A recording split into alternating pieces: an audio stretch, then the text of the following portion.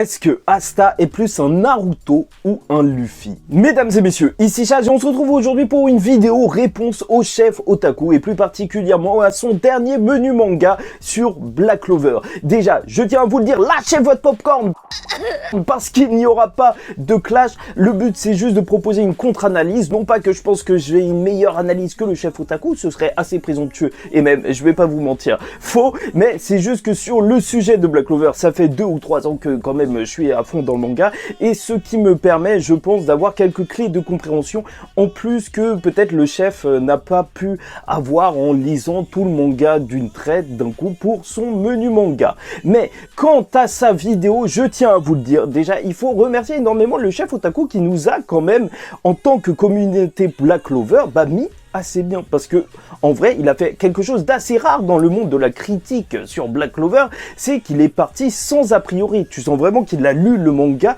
juste pour te proposer son analyse, avec des points positifs qu'il a soulevés comme la rivalité Asta et Yuno qui est vraiment différente de ce qu'on a pu voir auparavant dans le monde du shonen, et ça il l'a relevé et normalement il faut faire assez attention quand même pour le relever, et aussi des défauts comme le nombre trop nombreux de personnages et donc trop nombreux de combats pour les mettre en valeur, ce qui est tout à fait logique. Bien sûr, il y a d'autres choses qui auraient pu être soulevées, comme le fait que dans Black Clover, les personnages féminins sont super bien développés, ou même que les combats en équipe aussi sont excellents, et à contrario aussi que les antagonistes manquent souvent de développement. Mais bon, de toute façon, les menus manga du chef otaku, je les ai toujours vus comme un petit peu une présentation de manga, avec quelques parties analytiques, mais pas une analyse tout entière de l'œuvre. Et au final, le chef otaku te dit que Black Clover est un shonen basique, qui ne marquera peut-être pas l'histoire, mais qui est agréable à lire. Et franchement, je partage ce constat. Après, je vous avoue que pour moi, quand même, il pourrait peut-être marquer une génération, mais ce sera le sujet d'autres blabla. Ceci étant dit, si je vous fais cette vidéo, c'est pour répondre plus ou moins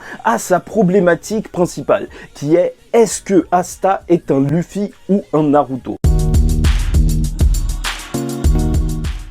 Un Luffy dans le sens où c'est un personnage qui ne va pas forcément avoir un énorme développement en lui-même, mais qui va plutôt influer sur le monde et ceux qui l'entourent pour que justement ce monde évolue, ou si c'est plus un Naruto, un personnage qui va apprendre, évoluer dans un certain monde et donc va se développer à la rencontre de celui-ci. Bon, et bien sûr ça vient d'une théorie de littérature qui est assez reconnue, et ça ne veut pas dire forcément que les personnages rentrent entièrement dans une case ou non, mais voilà, on a ces deux grands schémas scénaristiques pour les personnages. Et là où en fait il pointe du doigt un problème selon lui, c'est que Asta est donc un personnage à la Luffy. C'est vrai qu'il va peu évoluer, un petit peu à la manière aussi d'un Goku à l'intérieur de son monde, sauf qu'au contraire de Luffy, il va évoluer dans un milieu normé comme celui de Naruto, et donc ça amène au fait et au problème selon lui que Asta n'a pas assez justement de confrontation directe avec le système de Black Clover. En réalité, je suis tout à fait d'accord avec sa première partie d'analyse que le personnage d'Asta est plus ou moins un Luffy. Bien sûr, ça représenterait un problème s'il évoluait dans un système à la Naruto, sauf qu'en réalité, je trouve qu'il n'évolue pas dans ce genre de système. Et je m'explique. Le Hokage dans le monde de Naruto est un dirigeant à la fois politique et militaire. Il gère les règles et aussi les forces armées. Or, dans le monde de Black Clover, et c'est ça qui fait la différence, c'est que c'est scindé en deux parties. Même si on l'oublie assez souvent, le roi est le dirigeant politique et justement, l'empereur mage est le dirigeant militaire. Et donc, à partir de là, tu as deux rôles définis pour quasiment la même fonction dans Naruto. Et ça fait que les combats d'Asta, bien sûr, en fait, ils ne vont pas se révéler être les mêmes. Et je pense que c'est ça que peut-être le chef n'aurait pas complètement saisi, c'est que c'est vraiment différent du monde de Naruto. Là où Naruto devra évoluer dans sa vision du monde et sa vision de paix dans le monde shinobi, en réalité, Asta, pour lui, son seul but direct, c'est de devenir empereur mage en réalisant des exploits. Et même si c'est réducteur, c'est à ça qu'est destiné le personnage d'Asta et non pas à travailler politiquement justement l'intrigue. Et donc normalement là tu pourrais me dire que donc l'histoire d'Asta représente beaucoup moins d'intérêt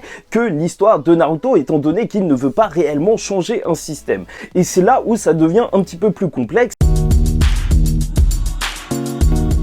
le personnage d'Asta, en réalité, il veut aussi changer le système, puisque bien sûr, le thème de Black Clover, c'est aussi une sorte de lutte des classes, mais à la différence près que Asta n'est pas voué justement à changer ce système de hiérarchie directement, mais bien indirectement. En réalité, c'est en devenant empereur mage, et c'est là où c'est très marqué par le fait que Julius est déjà l'actuel empereur mage et qu'il voudrait tout changer, sauf qu'il ne peut pas le faire, parce qu'il y a réellement un pouvoir scindé politiquement, mais le fait que Asta, s'il devient empereur mage, réussisse en partant de base en étant un paysan, ce serait bien sûr renverser des normes du système, mais surtout leur représentation. Et c'est vrai qu'il y a quelque chose de très particulier en réalité dans cette lutte des classes de Black Clover, car les inégalités ne sont pas acquises, mais réellement innées dans le monde de Black Clover. Et c'est pourquoi, en réalité, il peut pas directement les combattre, car un paysan naîtra paysan et mourra paysan, car il aura toujours une faible partie de mana. Tout le but d'Asta, c'est pas de renverser complètement ce système,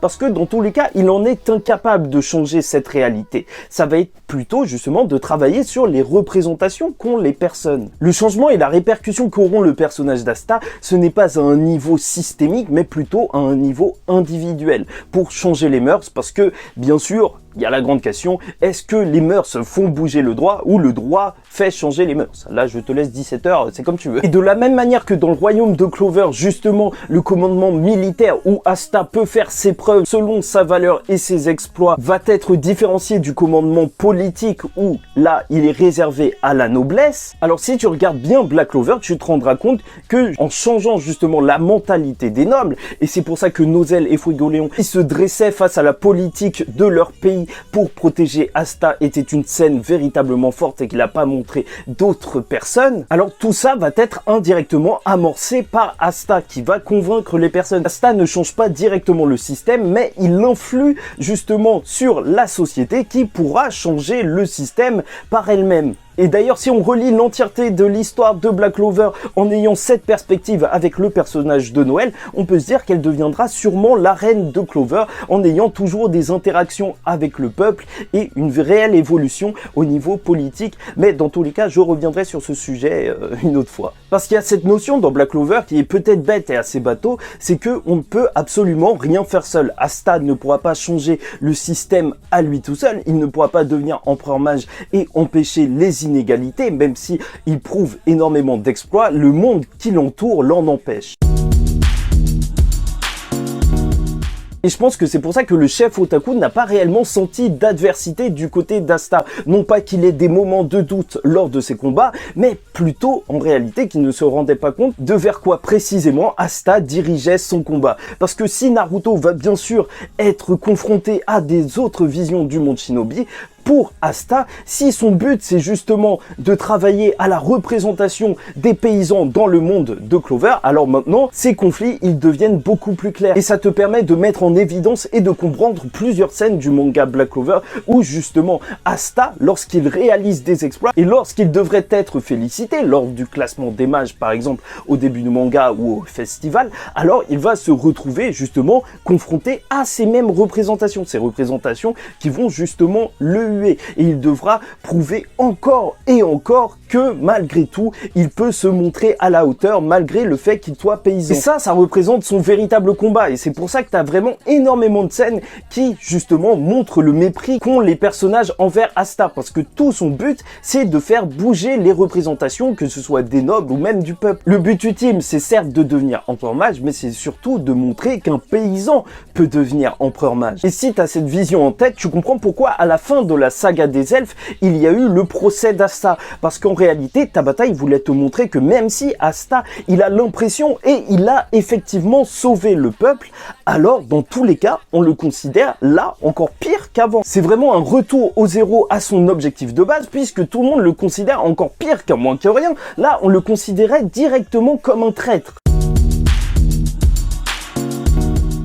Enfin bref, donc globalement la réponse que j'ai à apporter, c'est que Asta est certes un Luffy, mais qui évolue aussi dans un monde plus ou moins libre, qui est l'armée entre guillemets, puisqu'il n'évolue pas dans la sphère politique. Mais bien sûr, son combat aussi à la manière d'un Luffy va changer le monde qui l'entoure, moins directement qu'un Naruto qui deviendra Hokage. Bref, voilà tout pour moi. Mon but c'est réellement pas de clasher le chef otaku, de toute façon en fait je vois même pas pourquoi je ferais ça, mais réellement d'apporter une autre vision sur son propos. Je sais pas si j'ai été clair, c'est vrai que c'est assez technique, c'est réellement dans la nuance qu'on peut comprendre justement le propos de l'œuvre de Tabata qui ressemble vraiment justement à une copie de Naruto si on rentre pas dans le fond de son système. Et dans tous les cas on remercie le chef otaku qui a mis la lumière sur Black Clover, parce que en fait c'est un petit peu le charisme du game, tu vois, quand il parle d'un manga, alors carrément ça y est, il y a de la pub. Dans tous les cas c'est génial qu'il ait soulevé ce questionnement, parce que ça nous permet de réfléchir d'une autre manière à notre œuvre Black Clover, et donc de mieux la comprendre et aussi possiblement de mieux l'apprécier. Selon vos retours, je ferai une autre vidéo sur le sujet Asta est-il trop cheaté. Dans tous les cas, j'espère que vous avez apprécié la vidéo. N'hésitez pas à liker ou disliker la vidéo si ça vous a pas plu. Commentez, donnez-moi votre avis en commentaire,